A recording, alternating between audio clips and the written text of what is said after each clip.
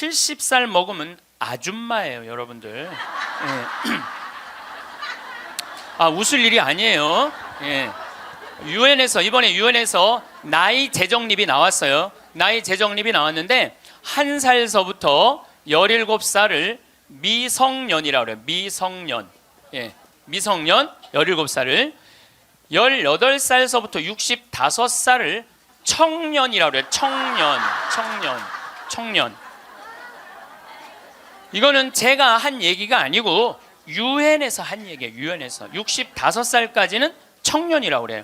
나는 65살 미치다 한번 손 들어보세요. 이렇게 청년이 많아 지금. 여기에 청년이 엄청나게 많이 온 거예요. 우리 교회에 청년이 없다고 많은 교회 지도자들은 걱정을 합니다. 근데 저는 걱정할 일이 아니라고 생각해요. 여기 있는 이렇게 많은 청년들이 있는데 왜 걱정을 해? 그러니까 여러분들은 지금 성모에 활동해야 되는 분들이 아니라 청년에 활동해야 되는 분들이에요. 청년에. 만약에 내가 65이 돼서 애도 다 키웠고 결혼도 다 시켰고 나는 이제 늙었다. 65이 나는 늙었다. 이렇게 생각하는 분은 불행한 분이에요. 자, 나는 이제 할 일 다 했으니까 이제 뭐만 기다리고 있으면 돼? 죽을 날만 기다리고 있으면 되잖아요. 근데 지금 65살이 언제 죽느냐면 100살쯤 죽을 거예요. 그럼 몇 년 동안 기다려야 되냐면 35년 동안 매일 기다리고 있는 거야. 불행해요, 안 불행해요? 65, 난 이제 청년이 이제 끝났네? 66살부터 79살까지를 뭐라고 그러냐면 중년이라고 그래요. 중년. 중년. 제가 한 얘기가 아니고 유엔이 한 얘기예요. 유엔이. 66살부터 79살. 자, 나는 66에서 79살이다. 한번 손 들어보세요. 이게 다 중년들이에요. 중년들.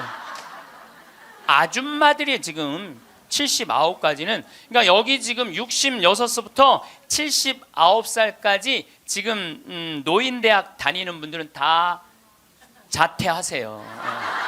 다 자퇴하시고 어디에 다시 들어? 성모에 가입해야 돼. 성모에. 80살서부터 99살을 노년이라고 그래요. 노년. 예. 그리고 100살서부터 노인이라고 그래요. 노인. 예. 100살서부터 노인이라고 그래요. 그러니까 지금 오늘은 여기 노인이 하나도 있어요, 없어요? 한 명도 없어요. 여기 노인 한 명도 없어요. 이제 100살쯤 되면은 그때 이렇게 말해도 돼요. 이제 나가 늙었으니까 이제 좀 집에서 쉬어야 되겠다. 이렇게 생각하시면 돼요. 우리말에 이런 말이 있습니다. 사람 위에 사람 없고 사람 밑에 사람 없다. 언제 우리가 이런 말 쓰죠? 내가 사람 취급 못 받을 때. 근데 대한민국에 보면은 돈 있고 권력 있는 사람들이 돈 없고 권력 없는 사람들을 무시하는 경향이 너무나 커요. 이번에 미국의 프란치스코 교황님께서 방문을 하셨어요. 교황님은 항상 전용기가 없으시기 때문에 그 나라 비행기를 타고 가세요. 우리나라는 대한항공을 타고 오셨죠. 이번에 미국에 갈 때는 아메리칸 에어라인을 타고 가셨어요. 근데 교황님이 딱 비행기를 타자마자 승무원들한테 이렇게 부탁을 하셨다고 그래요. 나는 미국으로 가는 내내 어떠한 특별한 대우도 원하지 않는다. 나를 여기 있는 모든 탑승한 모든 승객하고 똑같이 대해줘라. 거기에는 무슨 추기경도 탔을 거고 기자단도 탔을 거고 수행원도 탔을 거예요. 근데 교황님은 특별한 대우를 원하지 않으셨다고 그래요. 그리고 교황님은 내릴 때 정말로 여러분들한테 감사하다고 승무원들한테 감사의 인사도 잊지 않으셨다고 그래요. 13억 명의 대표가 우리 프란치스코 교황님 아니에요. 가톨릭 신자가 지금 13억 명이니까. 그런데 그 대단한 분이 어떠한 특별한 대우도 원하지 않는다고. 그래서 그 교황님을 수행한 승무원들이 마지막에 후기를 쓴 거를 제가 읽었는데 자기네들은 너무 특별한 대우를 원하지 않았던 그 교황님을 모시고 가면서 인생의 최대의 비행을 했다고 그래요. 너무너무 감동을 받았다고 그래요. 이렇게 세계 최고의 교황님도 특별한 대우를 원하지 않으셨는데 모 항공사의 부사장은 땅콩 안 까줬다고 매뉴얼 판으로 자기 직원, 자기 돈을 벌어주는 사람이야. 고마운 사람이죠. 자기 직원 손가락 마디를 때리고 무릎을 꿇치고 그 다음에 강제로 용서를 청하라고 그랬다는 거예요. 그리고 그것도 모자라니까 어떻게? 비행기를 돌려서 그 중요한 사무장을 비행기에서 내리게 했다는 거예요. 이게 바로 사람 위에 사람 있고 사람 밑에 사람 있는 거죠. 대한민국은요, 돈 있으면요 갑질을 너무나 많이 해요. 여러분들 갑질 얘기 참 많이 들으셨죠? 백화점에서 근무하는 분들, 은행에서 근무하는 분들, 병원에서 근무하는 분들, 심지어 전화 마케팅 하는 분들, 이런 분들이 우리나라에 지금 몇 명이 일을 하느냐 하면 700만 명 정도가 일을 해요. 그 700만 명들은 매일매일 무시를 당하고 살고 있는 거예요. 그러니까 수많은 사람들이 매일매일 무시를 당하고 있는 거죠. 그런데 우리들이 이 인생을 살아가면서 사람을 무시하라고 그런 권한을 받은 적이 한 번도 없어요. 사람을 존중하라고 우리는 예수님한테 가르침을 받았죠. 작년에 서울의 한 부자 동네에서 70살 먹은 아줌마가 1층에 있는 경비 아저씨를 베란다 창문을 열고 부른대요. 어이 경비.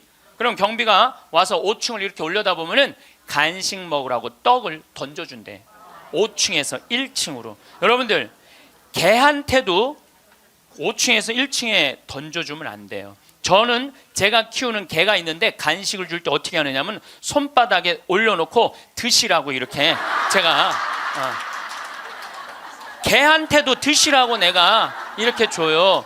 하물며 사람한테 5층에서 1층으로.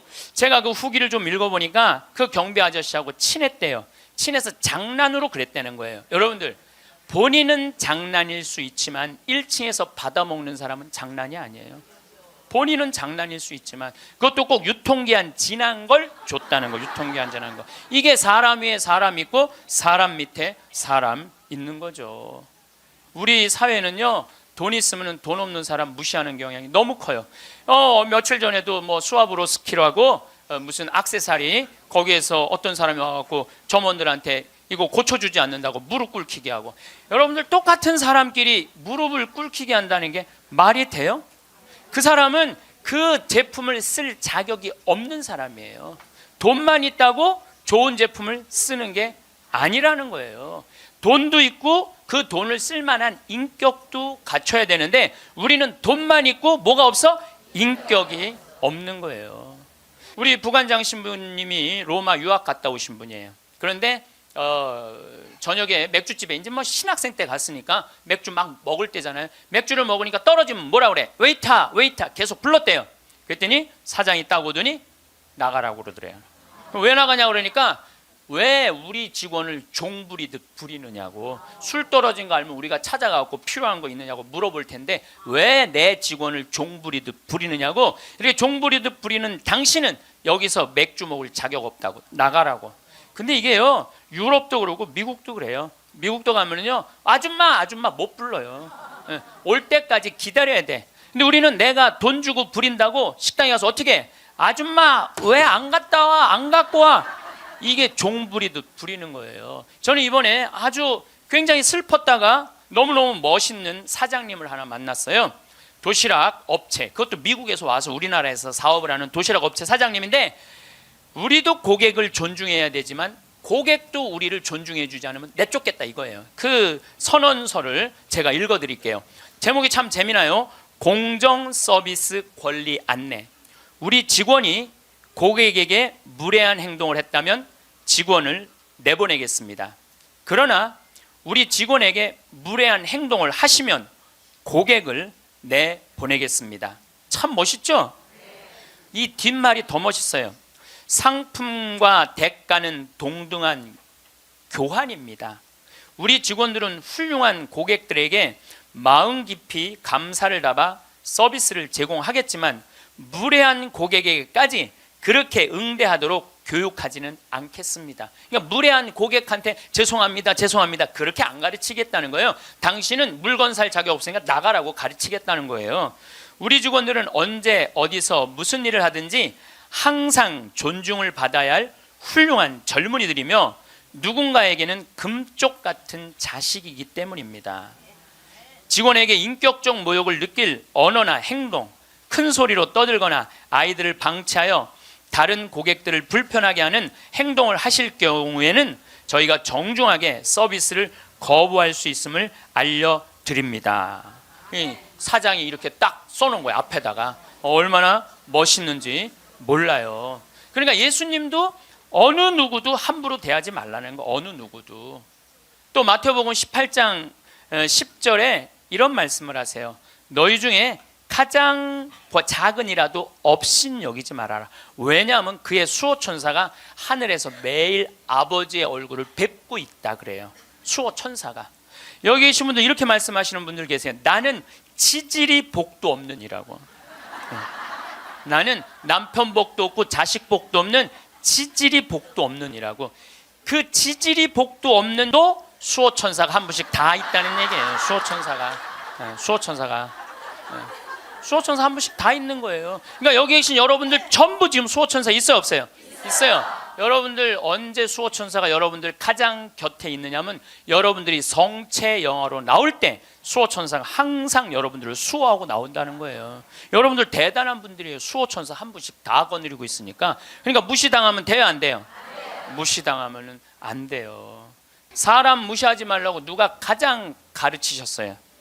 예수님이에요. 예수님은 마태복음 25장에 이렇게 말씀하세요. 양떼, 염소떼 나눠놓고 양떼들한테 이렇게 말씀하세요. 너희는 하늘나라를 차지해라. 우리가 뭘 잘했다고 하늘나라를 차지합니까? 너희들은 내가 목말랐을 때, 굶주렸을 때, 헐벗었을 때, 병들었을 때, 감옥에 갇혔을 때, 나그네 되었을 때 따뜻하게 맞이해줬다. 주님, 우리가 언제 그랬습니까? 그러니까 예수님이 이렇게 말씀하세요. 너희 형제 중에 가장 보잘것없는 사람 하나에게 해준 게 곧 내게 해준 것이다. 혹시 여러분들 노숙자의 집에 가갖고 노숙자들한테 식사를 한번 대접했어. 그러면은 그 노숙자한테도 대접했지만은 누구한테도 대접한 거야? 그렇죠. 노숙자 안에 있는 예수님한테도 대접한 거예요. 그러니까 그걸 다 대접받았던 예수님은 마지막 날에 그 대접받은 걸 다 갚은 거예요. 근데 여러분들이 병든 사람, 감옥에 갇힌 사람, 노숙자들한테 한 번도 대접해 준 적이 없어. 마지막 날 예수님한테 받을 거 있어요 없어요? 없어요. 지금 어려운 이웃한테 잘 베풀어 준 사람은 나중에 가서 예수님한테 따질 수 있어. 내놓으라고. 내가 해준 거 내놓으라고 따질 수 있어요. 예수님 마태복음 25장에 말씀하셨기 때문에. 근데 왼편에 있는 사람한테는 예수님이 이렇게 말씀하세요. 악마와 그의 졸도들을 가두려고 준비한 영원히 꺼지지 않는 불 속으로 들어가라. 우리가 뭘 잘못했다고 그럽니까? 그냥 예수님이 이렇게 말씀하세요. 너희들은 내가 목말랐을 때, 굶주렸을 때, 헐벗었을 때, 병들었을 때, 감옥에 갇혔을 때, 나그네 되었을 때 따뜻하게 맞이하지 않았다. 주님, 우리가 언제 그랬습니까? 그러니까 예수님이 이렇게 말씀하세요. 너희 중에 가장 보잘것없는 사람 하나에게 해주지 않은 것이 곧 내게 해주지 않은 것이다. 자, 여기 계신 여러분 모두 안에 지금 예수님 계세요 안 계세요? 계세요. 여러분들 무시당하면 돼요 안 돼요? 안 돼요. 여러분들이 잘나서 무시당하면 안 되는 게 아니라 여러분들 안에 계시는 예수님 때문에 무시당하면 안 돼요. 자기 자존심을 지키는 것은 여러분들은 예수님이 거하는 성전이기 때문에 여러분들 자존심을 지켜야 돼요. 예수님은 이 세상에 오셨을 때도 가진 자 편에 서지 않고 가지지 못한 자 편에 서세요. 부처님 아버지는 직업이 뭐죠? 부처님 아버지는 왕이었어요. 공자님 아버지는 관리였어요. 마호메트 아버지는 큰 부자 상인이었어요. 물론 마호메트 엄마가 뱃속에 있을 때 돈 벌러 나갔다 죽어요. 그래갖고 마호메트는 유복자. 예수님 아버지는 직업이 뭐예요? 목수. 그 내가 신학교 다닐 때 신론 배울 때 예수님 아버지는 성부라고 예수님 아버지 직업은 하느님이었어요. 하느님. 예수님 양아버지 직업은 뭐예요? 목수예요.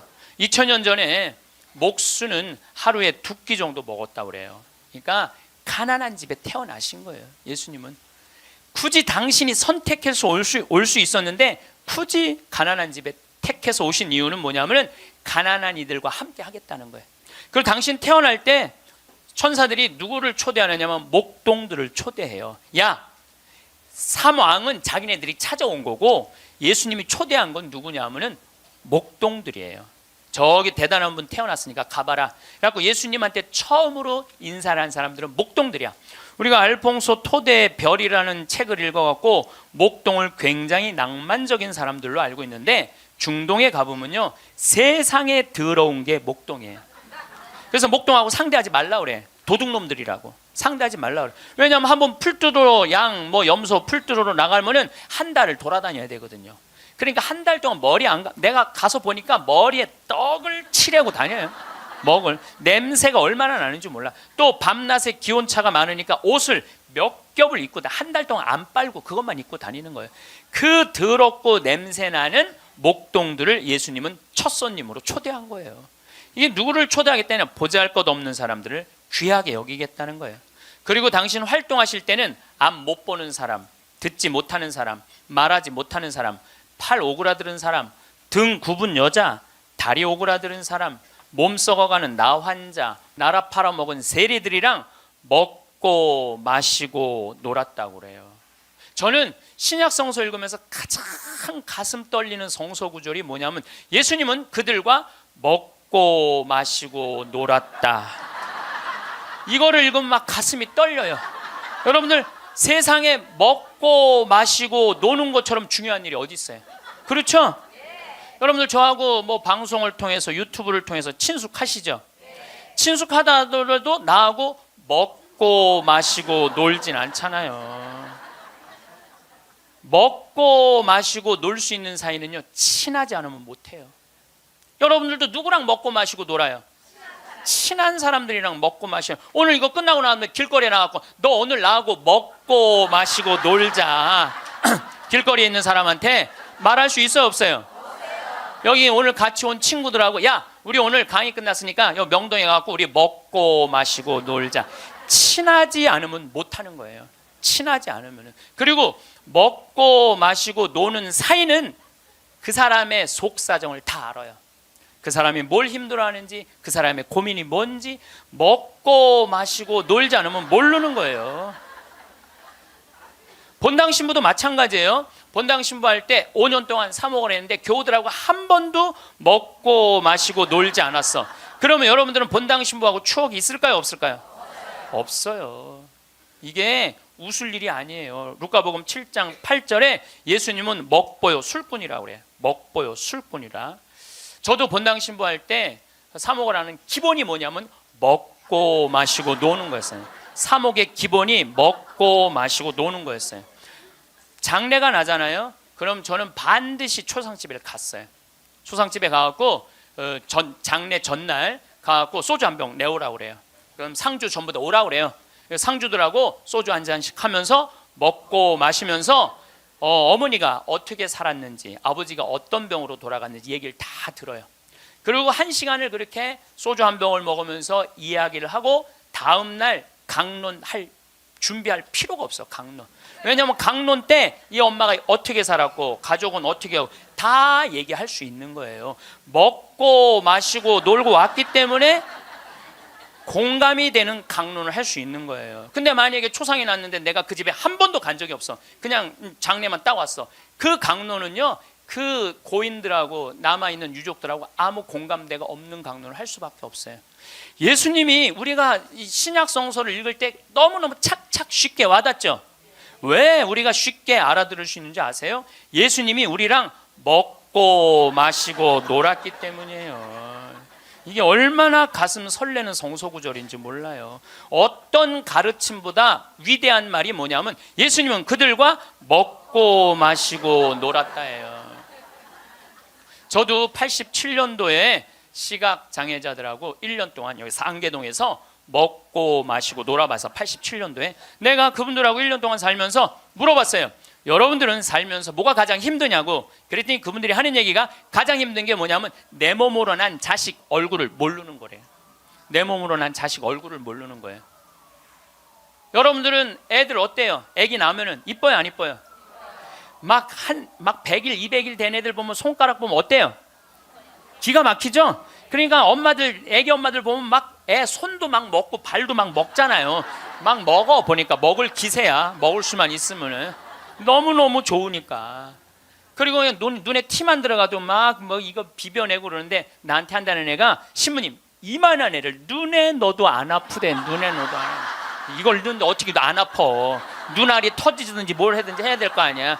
눈에 넣어도 안 아파. 그렇게 좋다는 거야. 그렇게 아기를 보는 기쁨은요 그건 세상에 돈으로 살 수 없는 기쁨이에요.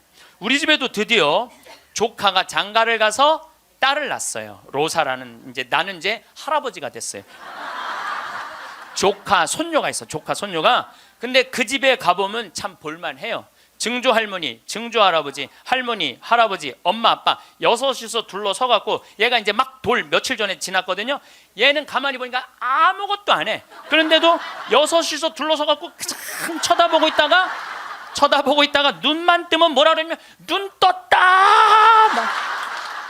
눈 뜬 게 뭐 이렇게 대단한 일이라고.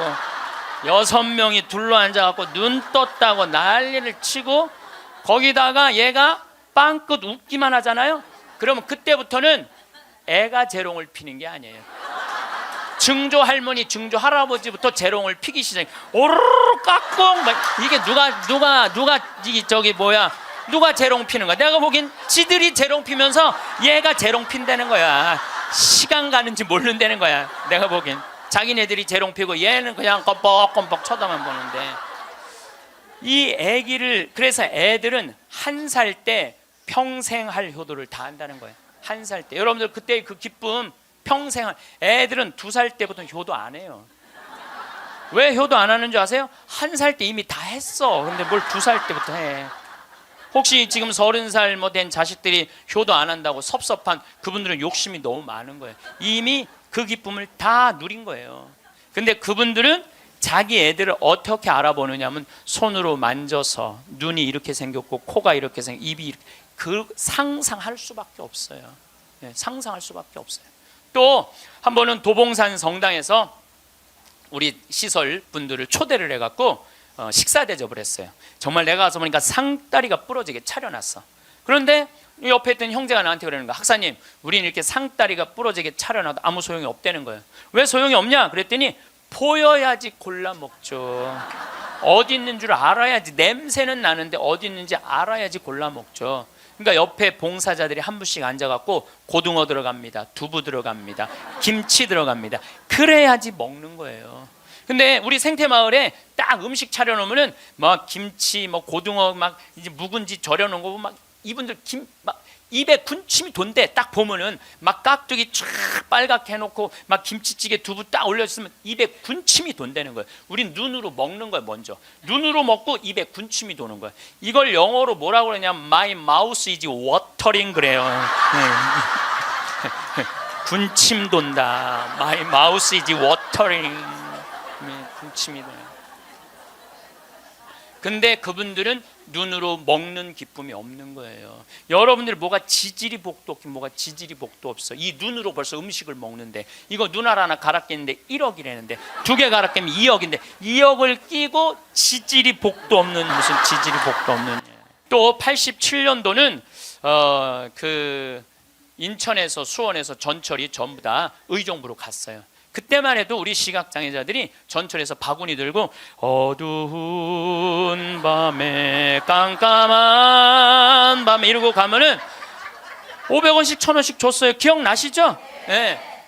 그렇게 하루 종일 전철을 오고 가면서 모으면은 그때 돈으로 꽤 컸대요. 15,000원, 2만원 됐대요. 그때 돈으로. 그러면은 창동이나 도봉역에서 딱 내리면은 도둑놈들이 따라다니다가 역에서 나가면은 그걸 낚아채 가는 거예요. 그걸 낚아채 가는 거예요. 그럴 때 너무너무 속상하다는 거. 너무너무 화가 나. 하루 종일 고생한 건데. 그러니까 누굴 데리고 나가느냐면 5학년, 6학년, 중학교 1학년 된 자기 애들을 데리고 나가는 거예요. 자기 애들은 그거 일 나가는 게 죽기보다 싫은 거예요. 매일 그 우리 시설 마당에서 애들이 울어. 너 왜 울어? 그러면 자기 일 나가기 싫다는 거예요. 네가 무슨 일을 나가는데 애들이 얘기해 주는 거예요. 낚아채 갖고 엄마 아빠가 나 데리고 나간다고. 그럼 엄마 아빠 손잡고 지팡이 잡고 전철 안에 왔다 갔다 하는 거 걔네들이. 그러는 수원이나 인천은 아무 상관없대요. 창동이나 도봉역에 딱 그 전철을 지나갈 때 되면 누굴 만나냐면 반 친구들을 만나는 거야. 반 친구들이 그걸 보고 다음날 학교 가고 다 소문을 내는 거예요. 제 엄마 손잡고 국어라로 다닌다고. 얼마나 그 나이에 자존심이 상해요. 그러니까 내가 그들과 먹고 1년 동안 먹고 마시고 놀지 않았으면 그분들의 아픔을 몰랐을 거예요. 예수님은 이 세상에 오셔서 3년 동안 정말 가지지 못한 사람이나 가진 사람이나 누구하고 먹고 마시고 놀았어요. 그러니까 강생이라는 말 참 많이 듣죠. 예수님은 이 세상에 강생하셨다. 그냥 몸만 오신 게 아니에요. 삶 자체로 이 세상에 들어오신 거예요. 그래서 우리랑 먹고 마시고 놀면서 우리가 고민하는 게 뭔지, 우리가 힘들어하는 게 뭔지 너무너무 잘 아셨어요. 그래서 예수님은 특별히 아픈 사람들, 병든 사람들 고쳐주는 거 주저하지 않으셨어요. 다 고쳐주셨어요. 그리고 최후의 만찬 때 마지막 날 제자들의 발을 씻어주고 난 다음에 예수님이 이렇게 말씀하세요. 요한복음 13장에 내가 너희들을 사랑하였듯이, 사랑한다는 게 뭐냐면 너희들과 먹고 마시고 놀면서 너희들을 위로했듯이 너희도 서로 사랑하여라. 이게 마지막 날 유언이야. 서로 사랑하라는 게. 그런데 지금 한국에는 크리스찬이 2천만이 있어요. 개신교 1,500만, 가톨릭 500만. 크리스찬이라는 건 뭐냐면 그리스도처럼 살겠다는 거예요. 여기 계신 여러분들 전부 왜 세례 받았냐면 그리스도처럼 살라고 세례 받은 거야. 그러면 이 대한민국에 2천만 명의 그리스도가 살고 있는데 요즘 대한민국에 보면 2천만 명의 그리스도인이 살고 있는 것 같아요? 아니죠? 예수님이 서로 사랑하라고 말하고 간 적이 없는 것 같아. 예수님이 이렇게 말하고 가신 것 같아. 너희들 서로 괴롭힐 수 있는 한 괴롭혀라. 이렇게 말씀하고 가신 것 같아. 얼마나 서로 괴롭히는지. 여러분들 우리나라 애들은 군대 가기 전에 이미 다 망가져서 들어가요. 우리나라 중고등학교 애들 여러분들 남자애들 보면 눈빛 보면 어때요? 살벌하지 않아요? 이렇게 눈빛 딱 마주치면은 어떤 놈이야 걸리지, 내가 오늘 가만히 안 놔둬, 이런 기세예요. 우리나라 지금 중고등학교 남자애들은 극도의 스트레스 속에서 자라는 거예요. 왜? 경쟁 속에서 경쟁만 가르치고 협력, 이해, 양보, 사랑 이런 게 안 배워요. 경쟁, 출세, 1등만 배운 애들이야. 그러니까 눈에 도끼가 있는 거야 애들이. 그런 애들이 군대 가고 서로 괴롭히는 거예요. 이미 군대 가기 전에 망가진 거예요. 핀란드라는 나라는 건국이념이 뭐냐면 나눔이야. 나눔. 이 나라는 러시아의 100년 지배를 받아요. 100년 지배를 받으면서 독립을 해요. 국민들이 모여갖고 우리 진짜 잃었던 나라를 찾았으니까 이 나라를 어떻게 건설해 나갈 것이냐. 국민들이 그래요. 콩알 한쪽이라도 나눠 먹자. 그래서 이 나라는요 가난했을 때부터 나누기 시작하고 지금까지도 잘 나눠요. 지금까지도. 지금 국민소득 6만 달러예요. 이 나라는 초등학교, 중고등학교 전액 무상교육이에요. 근데 더 놀라운 건 대학생들도 전부 공짜로 대학 다 다녀요. 그리고 기숙사도 다 공짜야. 시골에서 헬싱키로 공부하러 올라왔어. 그러면은 기숙사비 다 국가에서 다 대줘요. 근데 더 놀라운 건 대학생들이 돈이 없어갖고 아르바이트 할까봐, 책 사볼 돈이 없어서 아르바이트 할까봐 아르바이트 하지 마라, 공부해. 그러면서 책값 하라고 모든 대학생들한테 한 달에 43만 원씩 용돈을 줘요. 모든 학비도 안 되는데 용돈도 줘. 이 나라는 석박사까지 공짜예요. 프로그램 참여하면 석박사까지 다 공짜야. 그러려면 뭘 많이 내야 돼? 세금을 많이 내야 되잖아요. 이 나라는 한 700만 원 정도 월급 받는 사람들이 세금을 얼마를 내냐면 320만 원 정도 내요. 이 정도 내야지 대학생들한테 용돈까지 주죠. 자, 이제 대한민국도 애들이 등록금 못 내갖고 지옥이라고 그러잖아요. 그러니까 이제 어른들, 애들, 대학생들 등록금 공짜로 해주기 위해서 700만 원 버는 사람들 320만 원 돈 내십시오. 낼 것 같아, 안 낼 것 같아요? 여기다가 빨간 띠 두르고 결사 반대 막 이러고 아마 할 거예요. 네. 대한민국 건국이념은 뭐예요? 홍익인간 그건 4348년 전에 단군 할아버지가 한 얘기고, 대한민국 건국이념은 뭐예요? 대한민국 건국이념은 뭐냐면 우리도 한번 잘 살아보세요. 돈이야, 돈. 돈이라면요 무슨 짓이든 해요. 정말 지난 70년 동안 돈을 벌기 위해서 우리는 혈안이 돼 있었어요. 그리고 우리나라는 돈을 많이 벌었어요. 참 많이 벌은 나라예요. 전 세계 다녀보세요. 대한민국처럼 좋은 차 타고 여러분들처럼 이렇게 기가 막히게 멋있는 옷 입고 여러분들처럼 잘 먹는 나라 거의 없어요. 전 세계에서 10위 안에 들어요. 10위 안에 들어요. 참 잘 먹고 잘 살아요. 근데 무슨 영국의 옥스퍼드 대학 나오고 우리나라 기자가 이런 말을 했어요. 기적을 이룬 나라, 기적을 이룬 나라, 기쁨을 잃은 나라. 기적은 이루었는데 너무너무 잘 살긴 하는데 기쁨이 없는 나라야. 우리나라를 지금 그렇게 표현하거든요. 그리고 애들이 흙수저 물고 태어났다고. 누구는 금수저 물고 태어났는데 누구는 흙수저 물고 태어났다고. 내가 보기엔 너무 잘 사는데 이런 표현들이 있는 거예요. 이거는요, 돈보다 더 높은 가치가 있거든요. 이제 대한민국이 추구해야 되는 건 뭐냐면 돈보다 더 높은 가치를 추구해야 될 때예요. 이제는. 근데 아직도 돈이야. 아직도 돈. 아직도 경제 그래요. 정의, 인권, 자유, 생태계, 자연, 이 높은 가치들이 있는데 우리는 아직도 경제예요. 여러분들 텔레비전 보면 요즘 대한민국 뭔가 잘못 가고 있다는 생각 안 들어요? 뭔가 우리 지금 잘 가고 있어요? 잘 못 가고 있어요. 누가 대한민국이 정이 많은 나라래? 저는요, 대한민국 정 많은 나라라는 거에 동의할 수 없어요. 왜냐하면 정이 많은 나라가 해외 입양 1위를 해요. 우리나라가 해외 입양 1위예요. 제가 지난 여름에 유타라는 곳에 강의를 다녀왔는데 거기 가보니까요, 몰몬 교도가 많은 데예요. 저녁에 식당에 갔는데 엄마 아빠는 백이냐. 근데 애들은 누가 봐도 우리나라 애들이에요. 그 한 식당에 세 쌍의 자녀들이, 그러니까 세 부부 쌍의 자녀들이 우리나라 애들이야. 나는 대한민국의 어른으로서 걔네들한테 너무너무 미안하더라고요. 전 세계에서 해외 입양 1위가 대한민국이에요. 2위가 어딘 줄 아세요? 필리핀이에요. 3위가 우간다, 4위가 인도, 5위가 우즈베키스탄이에요. 그리고 그 나라들에 비하면 우리나라는요, 2배, 3배 잘 사는 나라예요. 2배, 3배 잘 사는 나라에서 해외 입양 1위를 하고 있는데 정이 많은 나라예요? 정 많은 나라 아니에요. 또 제가 요즘 잠비아 도와준다고 한 3년 동안 한 10억 정도 잠비아 도와줬어요. 가서 뭐 이제 농장도 한 20만 평 꾸며주고 소도 돼지도 닭도 뭐 옥수수밭도 감자밭도 다 해놨어요. 근데 나한테 전화해갖고 이렇게 항의하는 분들 참 많아요. 대한민국에도 굶어 죽는 사람 많은데 뭐하러 아프리카까지 가서 도와주느냐고. 정신 있는 거냐 없는 거냐 나한테 이렇게 전하는 분들 참 많아요. 여러분들, 우리나라가요 6.25 전쟁 끝나고 난 다음에요 미국에서요 밀가루 받아서 먹고 살았어요. 밀가루.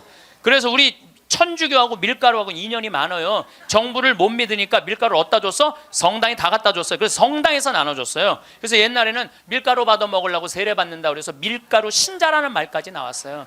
그렇게 우리가 그 배고픈 시기를 미국에서 원조 받아갖고 버텨냈어. 그럼 세계에서 9번째로 1조 달러가 넘는 나라가 9나라인데 우리나라가 9번째 1조 980억 달러예요.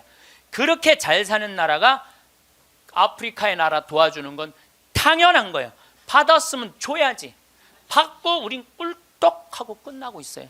근데 그게 OECD 국가 중에 가난한 나라 안 도와주기로 우리나라가 1등이에요. 뭐가 정이 많은 나라예요. 말로만 정 많으면 다예요. 정이 많은 나라가 아니에요. 내가 지지난주에 동창 모임에 사회복지시설 운영하는 신부님을 만났어요. 기가 막힌 얘기를 들었어요. 어떤 얘기를 들었느냐 하면 서울의 한 시내 한복판에 지적장애자들 작업장을 학교에 중학교에 만들려는데 주민이 반대하는 거예요. 그랬대요. 우리 동네 쓰레기 처리장은 들어와도 지적장애자 작업장은 못 들어온다. 참, 아니 걔네들 얼마나 이 삶에 목말라 하는 애들인데 걔네들을 우리 동네에서 받아들였고 우리 동네에서 보호를 해줘야지. 이게 우리가요 철저하게 이기적인 거, 님비라고 그래. 님비. 요즘 우리 평창에는 동계올림픽 때문에 도로가 뻥뻥 나요. 근데 우리 생태마을 바로 옆에 도로가 나요. 근데 거기를 터널을 뚫어요. 강의 중에 다이나믹 터질 때 막 건물이 울려요. 그래서 사람들이 와서 나한테 그래요. 신부님, 저렇게 바로 터널을 뚫는데 반대 안 하시느냐고. 내가 이렇게 말해요. 저거 반대하려면 5년 정도 걸려. 매일 도로에 들어놓아야 돼. 나는 내 인생 매일 도로에 들어놓기 내 인생이 너무 아까워. 그리고 1화는 우리 옆으로 지나가는 거, 2화는 마을로 지나가는 거예요. 그럼 내가 반대한다고 칩시다. 그러면 2화는 누구한테로 지나가는 거야? 마을로 지나가는 거예요. 그럼 우리 내 옆길은 안 되고 옆에 마을은 괜찮고.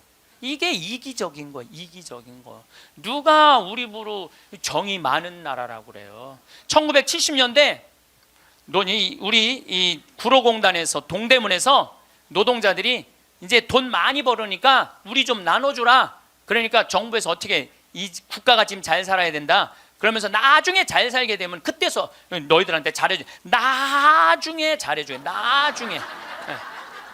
나중에 잘해주겠다고. 그래서 대기업 중심으로 정책을 폈어요. 그런데 지금 2015년 대한민국 잘 살아요, 못 살아요? 잘 살아요. 외환보유가 세계 6위예요. 3,600억 달러. 그 다음에 10대 기내 사내 보유금은 5천억 달러, 515조. 근데 지금 나눠요, 안 나눠요? 안 나누잖아요. 우리나라가 지금 1시간 노동 임금이 5,580원이에요. 이거 노동자들이 10,000원으로 해달라고 그랬어요. 근데 올해 6,030원 했어요. 6,030원. 내년에 1시간이 6,030원이에요. 그러면 우리나라하고 비슷한 경제 규모가 비슷한 이탈리아는 얼마예요? 10,000원이에요. 10,000원. 이탈리아, 스페인 10,000원이에요. 우리보다 조금 잘 사는 프랑스는 12,000원. 독일은 13,000원. 미국은 2020년에 모든 노동자들한테 1시간에 17,000원 주기로 국회에서 결의를 했어요. 근데 우리는 이 민중을 무시하는 거예요. 니네들은 무시당해도 돼. 니네들은 돈, 이게 5,580원이면요 한 달 22일 일하면 얼마 버는 줄 알아요? 98만 원 받는 거예요. 98만 원. 그거 갖고 먹고 살라는 거예요. 기업에는 515조나 있으면서 안 내놓는 거예요. 세금으로 안 내놓는 거예요. 그냥 가지고 있는 사람만 더 부자가 되는 거예요. 가지고 얼마 전에 우리 삼성이 아시아 최고의 부자 가문이 됐대요. 저는 그걸 읽으면서 너무너무 창피했어요. 왜 너무너무 창피했느냐면은 우리나라는 경제 규모가 1조 달러야. 일본은 6조 달러, 중국은 14조 달러야. 그럼 최고의 부자는 일본이나 중국에서 나와야지 우리나라에서 나와요.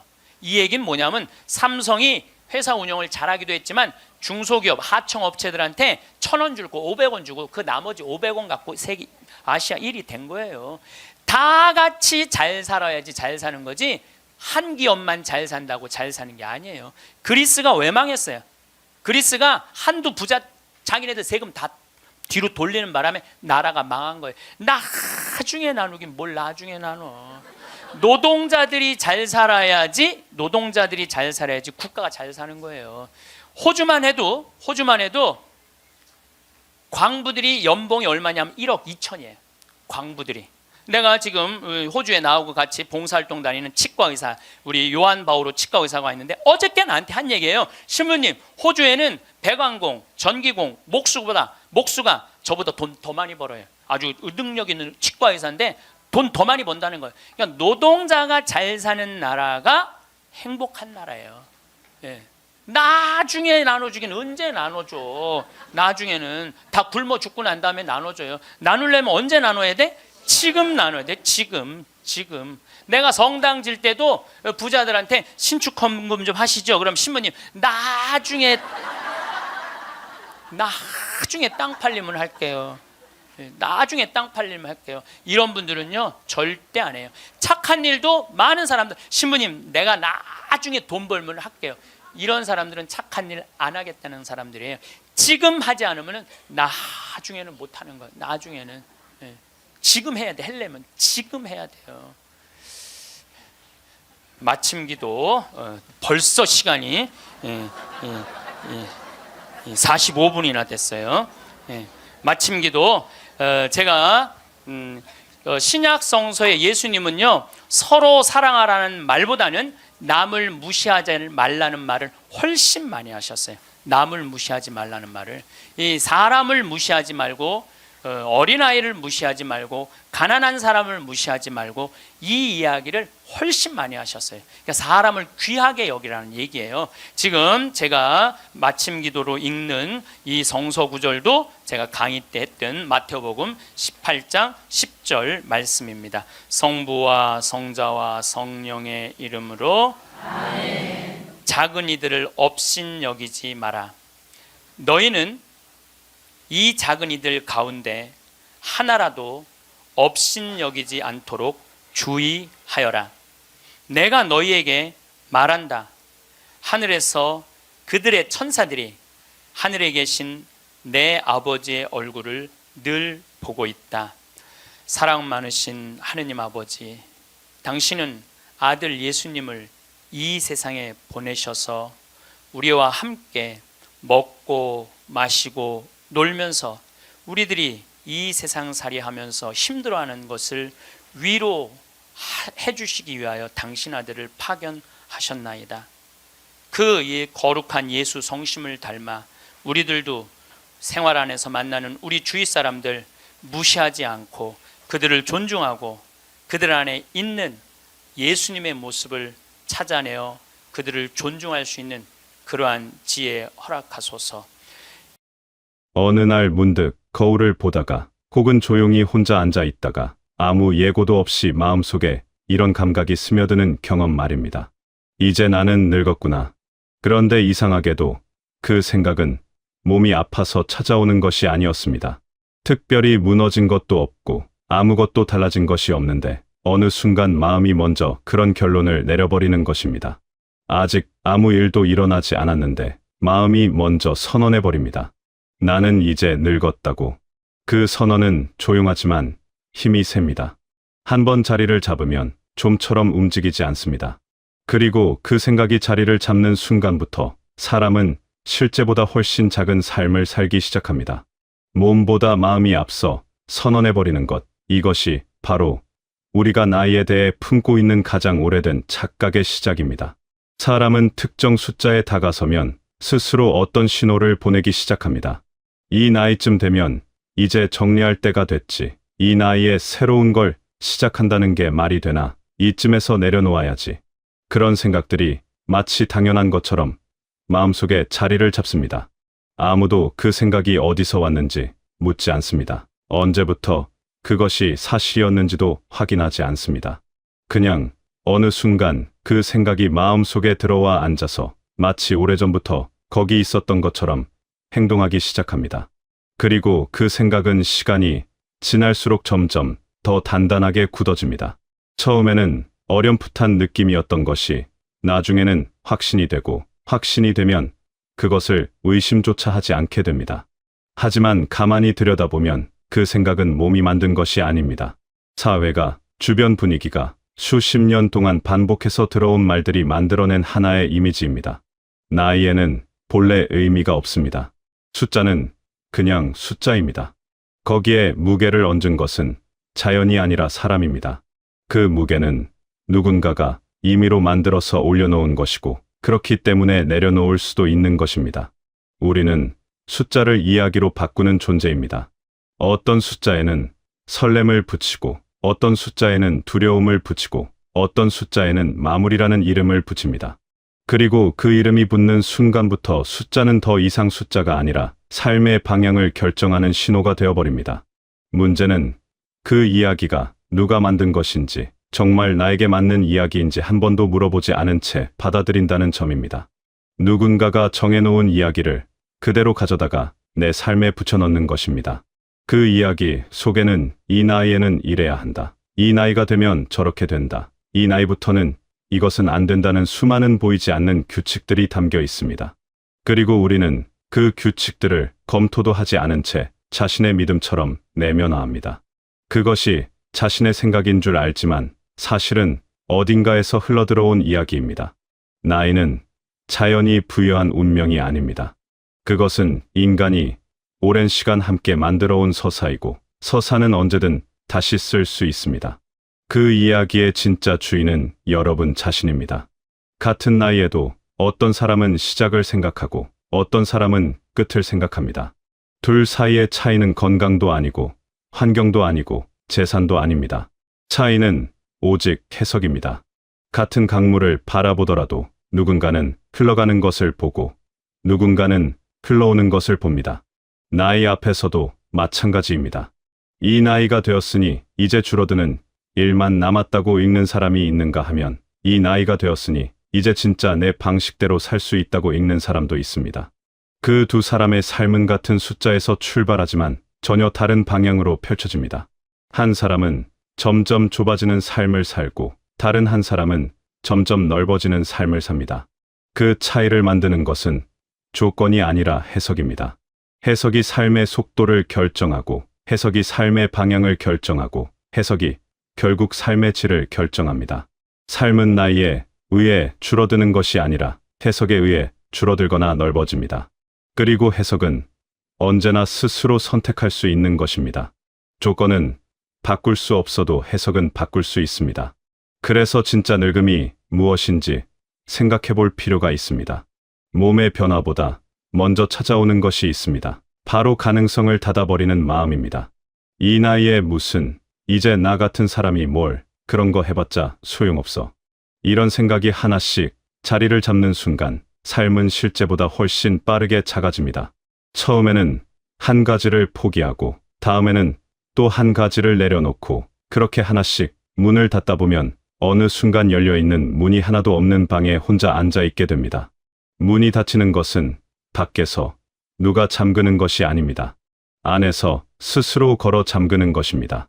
사람을 멈추게 하는 것은 몸이 아니라 생각입니다. 몸이 조금 불편해도 마음이 열려있는 사람은 움직입니다. 반대로 몸은 멀쩡해도 이미 마음이 문을 닫아버린 사람은 멈춰 있습니다. 늙음의 진짜 시작은 나이가 아니라 스스로에게 더 이상 기대를 걸지 않는 그 순간입니다. 기대를 거두는 순간 삶은 그 자리에서 조용히 멈춥니다. 반대로 작은 기대 하나를 품는 순간 삶은 다시 조금씩 앞으로 움직이기 시작합니다. 인간은 완성된 상태로 존재하는 존재가 아닙니다. 사람은 끝까지 변화하고 끝까지 달라질 수 있습니다. 나이가 들면서 변화의 여지가 줄어드는 것이 아닙니다. 변화의 방향이 달라질 뿐입니다. 빠르게 달리던 시기가 있었다면 이제는 깊이 걷는 시기가 옵니다. 넓게 펼치던 시기가 있었다면 이제는 진하게 쌓아가는 시기가 됩니다. 이것은 퇴보가 아닙니다. 다른 방식의 성장입니다. 씨앗이 싹을 틔우는 방식과 나무가 뿌리를 내리는 방식이 다르듯 삶의 각 시기마다 성장의 형태는 다릅니다. 봄의 꽃이 피어야만 성장이 아닙니다. 겨울에 뿌리가 더 깊이 내려가는 것도 성장입니다. 눈에 보이지 않아도 화려하지 않아도 조용히 깊어지는 것도 분명한 성장입니다. 중요한 것은 지금 어떤 방식으로 성장하고 있느냐입니다. 삶은 나이 앞에서 멈추거나 축소되는 것이 아닙니다. 다른 방식으로 계속 확장됩니다. 그 확장을 알아차리지 못하는 것이 문제일 뿐 확장은 멈추지 않습니다. 그리고 그 확장을 알아차리는 순간 삶은 다시 한번 환해집니다. 많은 분들이 인생의 이 시기를 정리의 시간으로 이해합니다. 지금까지 쌓아온 것들을 차분히 마무리하고 조용히 물러나는 시간. 그렇게 보는 시선도 충분히 이해가 됩니다. 오래 달려온 사람에게는 쉬고 싶은 마음이 당연히 있을 것입니다. 숨을 고르고 짐을 내려놓고 잠시 멈추고 싶은 마음은 자연스러운 것입니다. 하지만 조금 더 정확하게 말하자면 이 시기는 정리보다는 재해석에 가깝습니다. 이전의 삶을 더 넓은 눈으로 바라볼 수 있는 시간, 지나온 일들의 의미를 다시 읽어낼 수 있는 시간, 그리고 그 이해를 바탕으로 지금을 새롭게 살아갈 수 있는 시간입니다. 그동안 너무 바빠서 미처 들여다보지 못했던 것들, 속도에 치여 지나쳐버린 것들, 그것들을 이제 천천히 다시 바라볼 수 있습니다. 지나온 시간이 쌓이면 쌓일수록 사람은 더 많은 것을 이해할 수 있게 됩니다. 그 이해는 빠름으로 얻어지는 것이 아닙니다. 시간이 쌓여야만 열리는 눈이 있습니다. 이 시기는 끝이 아닙니다. 더 깊어지는 과정입니다. 나무가 오래될수록 뿌리가 깊어지듯 삶도 시간이 쌓일수록 더 단단하고 깊어질 수 있습니다. 후반전은 줄어드는 시간이 아니라 깊어지는 시간입니다.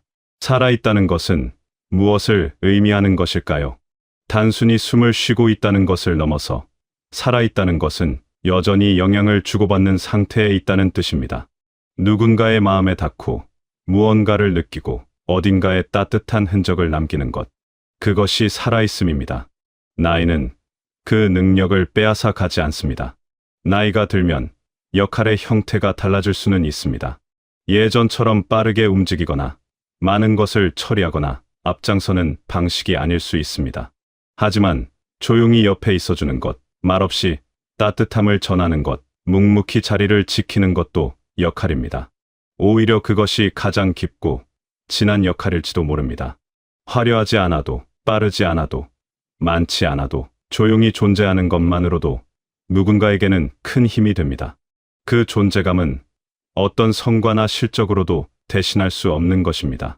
단지 거기 있다는 것만으로도, 단지 살아있다는 것만으로도 충분히 의미가 있습니다. 존재하는 한 역할은 끝나지 않습니다. 존재 자체가 이미 깊은 의미입니다. 기다리는 삶과 살아가는 삶 사이에는 아주 큰 차이가 있습니다. 어떤 사람은 시간이 흘러가기를 기다립니다. 하루가 지나가고 계절이 바뀌고 그렇게 시간이 스쳐 지나가기를 그냥 바라봅니다. 특별히 나쁜 것도 아니고 특별히 힘든 것도 아닌데 그냥 흘러가도록 두는 것입니다. 시간이 자신을 어딘가로 데려다 주기를 기다리는 것입니다. 반면에 어떤 사람은 시간을 씁니다. 오늘 무엇을 느꼈는지, 오늘 무엇을 만들었는지, 오늘 누구에게 무엇을 전했는지. 그 사람에게 하루는 그냥 지나가는 것이 아니라 무언가로 채워지는 것입니다. 아주 작은 것이어도 괜찮습니다. 창밖의 햇살을 제대로 느낀 것, 오래된 음악을 다시 들은 것, 누군가에게 안부를 전한 것, 그런 것들이 하루를 채웁니다. 기다리는 삶 속에서 시간은 그냥 줄어드는 것입니다. 쓰는 삶 속에서 시간은 의미로 채워집니다. 같은 하루이지만 전혀 다른 무게를 가집니다. 삶은 흘러가는 것이 아니라 쓰이는 것입니다. 그리고 쓰이는 삶은 나이와 상관없이 언제든 시작할 수 있습니다.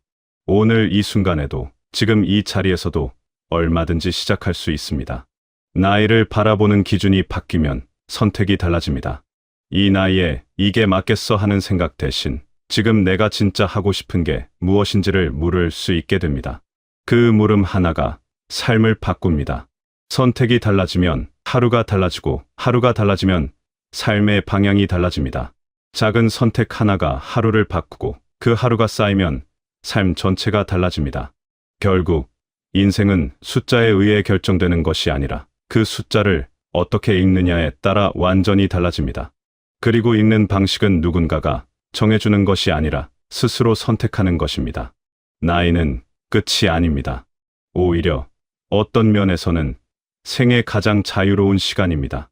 더 이상 누군가에게 무언가를 증명하지 않아도 되고, 남과 비교하며 경쟁하지 않아도 되고, 사회가 요구하는 속도에 억지로 맞추지 않아도 되는 시간. 온전히 자신의 방식으로, 자신의 속도로, 자신이 원하는 것을 향해 살아갈 수 있는 시간.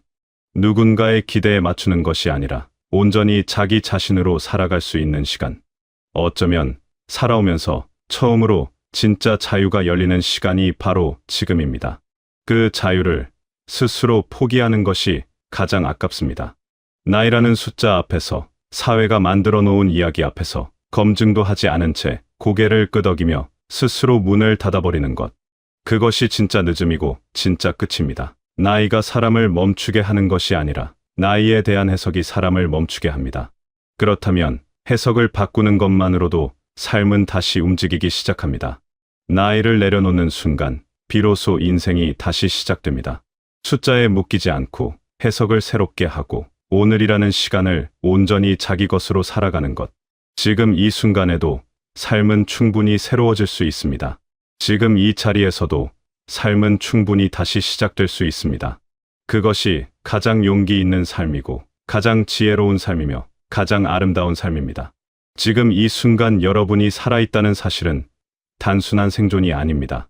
그것은 여전히 이 세상과 연결되어 있다는 증거이고 아직 전하지 못한 따뜻함이 남아있다는 신호이며 아직 쓰지 않은 오늘이 있다는 의미입니다. 지금까지 살아오면서 감당해온 모든 것들, 버텨온 시간들, 지켜온 것들, 그 모든 것이 지금의 여러분을 만들었습니다. 그것은 소모된 것이 아니라 쌓인 것입니다. 그 두께와 깊이는 무엇과도 바꿀 수 없는 것입니다. 그리고 그 깊이가 있기에 여러분은 지금 이 순간을 그 누구보다 풍부하게 살아갈 수 있습니다. 어떤 이름으로 불리든 어떤 숫자를 달고 있든 여러분의 삶은 지금도 진행형입니다. 나이는 마침표가 아닙니다. 지금까지 쌓아온 모든 것을 가장 잘 이해하는 상태에서 가장 자유롭게, 가장 깊이 살아갈 수 있는 새로운 출발점입니다. 앞으로도 여러분의 하루하루가 따뜻하고 풍요롭고 의미 있게 이어져 나가시길 바라겠습니다.